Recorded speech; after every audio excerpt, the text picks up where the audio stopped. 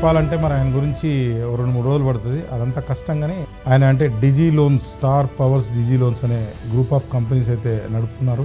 అంటే 2006 నుంచి చెప్పుకోవాలంటే ఆ స్టోరీ చాలా పెద్దదైతే 2012 నుంచి అయితే ఇంకా చాలా గొప్పగా ఆయన బిజినెస్ అయితే చేయగలిగారు. ఆయనతో పాటు చాలామంది ఎంటర్‌ప్రెన్యూర్స్ కూడా డెవలప్ చేయగలిగారు.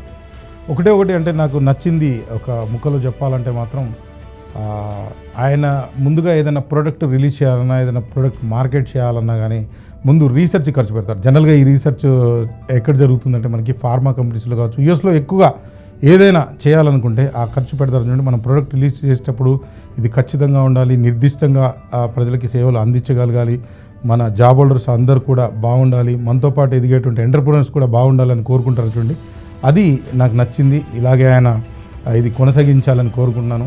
Many more happy returns of the day RK గారు.